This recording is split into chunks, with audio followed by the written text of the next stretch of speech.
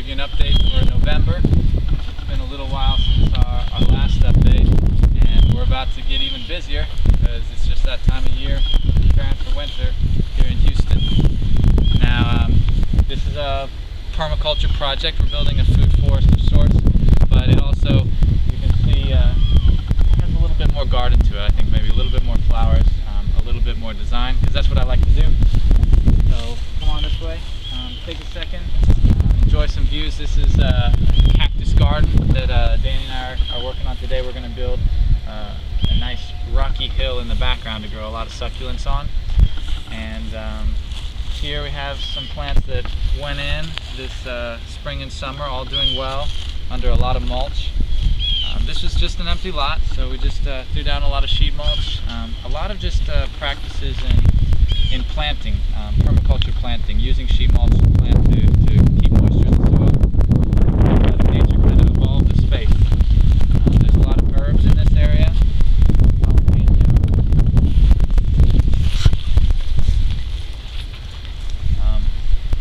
So here's our little apple tree.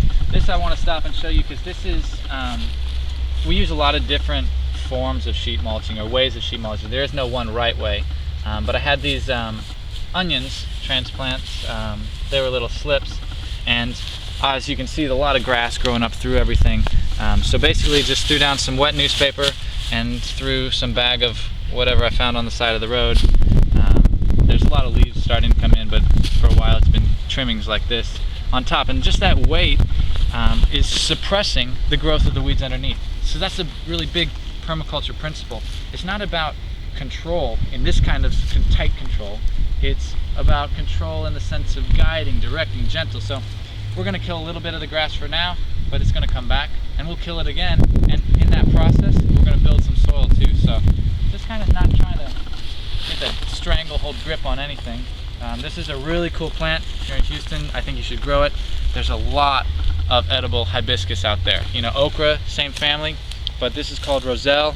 And you know, these were just seeds I got this last spring, but it's a really great edible. Leaves, buds. It's a lot like sorrel. It's got oxalic acid, so in moderation, but a cool one that you can nibble on all the time.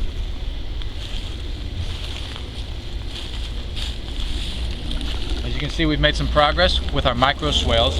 We have no elevation change on this property, so doing earthworks wasn't really, you know, in the same, I don't know, we couldn't really do the kind of stuff that permaculturists usually talk about, you know, swales for catching a lot of runoff, you know, catching and storing the water. But what we can do is we can use micro swales to keep water in a given area for a little bit longer. It's like a bunch of mini ponds. It's a bunch of, you know, networks that take those really huge storms. It's really the only time these are activated is when you get a lot of water, and they hold it, you know, for an extra day or two. The other reason we built these is because we needed soil for planting. So I probably told you that already.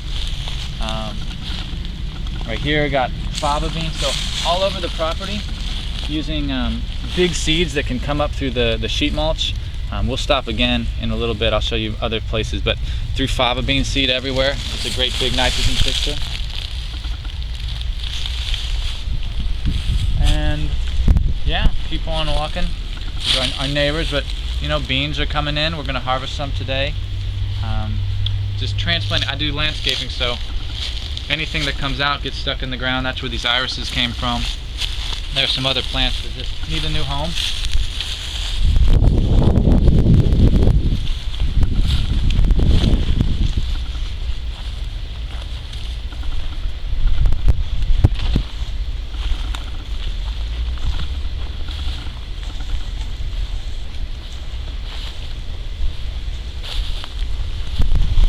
A lot of this is just documenting more for me, for time-lapse big picture.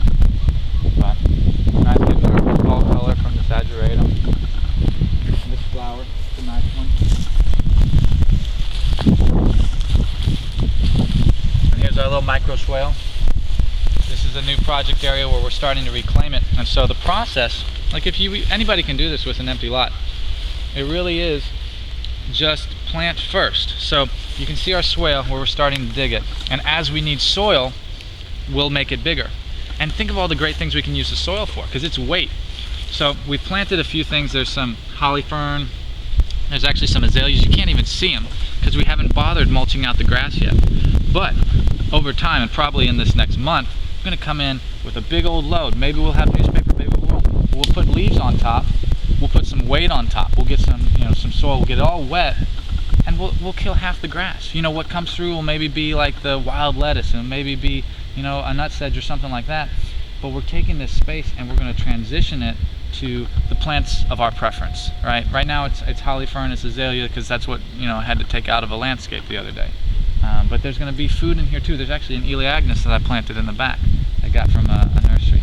So there's all kind of things kind of moving. But the idea is that we don't have to control it in the short term. That we're moving towards an end goal. That we're just focused on providing care, and plants dictate what kind of care they need. It's not exactly what we would think that they need.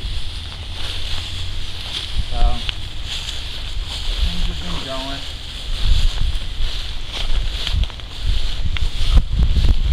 There's our pond staying full. A beehive behind me that's kind of struggling.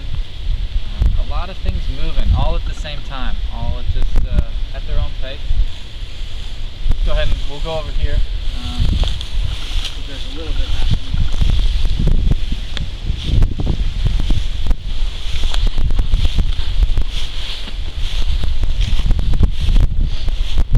So here's where we're going to start doing the micro swale as before, just for these irises, create a low spot.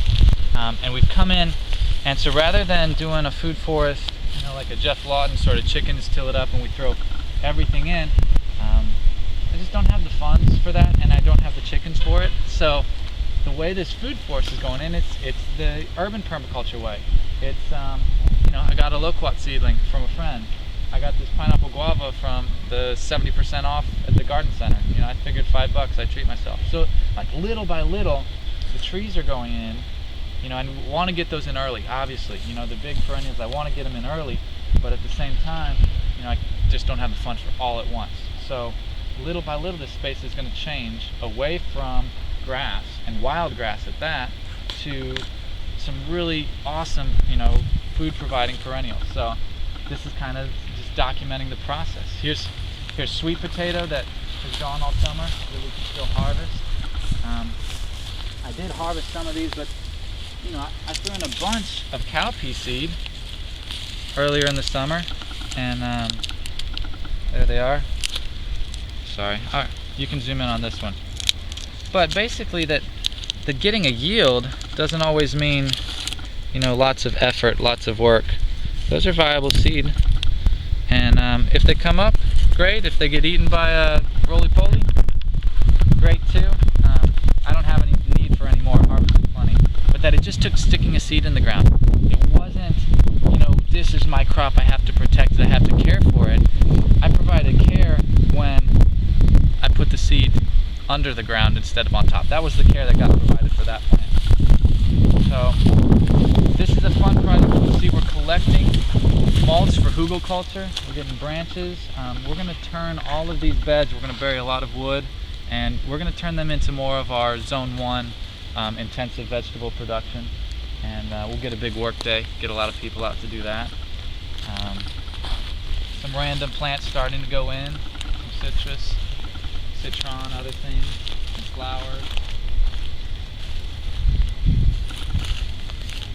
Here's our framework here. There's a plum, persimmon, there's another satsuma over there. So the foundation trees are starting to go in, but unlike this, unlike the large-scale food forest permaculture, this is really more forest garden.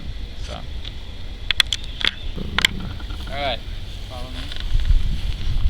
So I think we'll plant this today. Might do some documentation on planting, do some sheet mulching.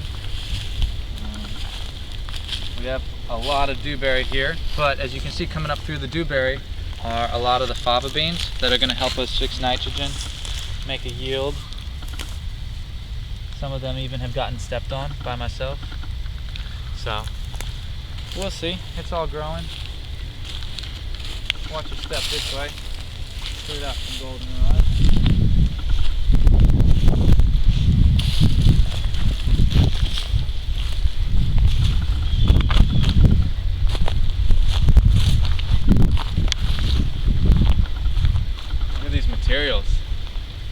That's resourcefulness right there. That's picking up stuff that other people don't want, and we're going to turn it into something good. A lot of that concrete we're about to use with this cactus garden called citrus to help store heat. We'll catch some condensation maybe even. Over here it's the same kind of bed. This was all open field. Yeah, this is a active hive, but not too active now. That's cool. But this was, this was the vacant lot that we all see, and look how it's being reclaimed. In the back you've got sugar cane, you've got roselle, you've got edibles. Right here in the front is a new little plum tree, and we've got wildflowers, we've got grasses, goldenrod still. It's all a mix, right? There's a loquat tree. Those pop up easy from seed. And this bed in particular, you can actually see how thick. This didn't. This was a second bringing in of leaves, but the way it got claimed was just a lot of sheet mulch. So this is sheet mulching for your site. Your first thing to do is cover the ground. This is the end of that wild Texas cherry tomato. It's still got some fruit on it, and a sweet olive here that got rescued from the nursery that closed down. So lots of good plants, and kind of just evolving. This is vacant lot gardening. We don't have water here. Anybody can do this. We've got bananas. Our other little pond is staying nice and full. It's a little messy right now, but why not show the mess? So let's walk this way. This is one of the more established forest parts of the property. These are some of the biggest trees, and so some of them we kind of cleared to make some space, but a lot of them we're going to keep just for the shade, so we can start growing some things in the understory. So we can create a little bit of a different feel, a different environment.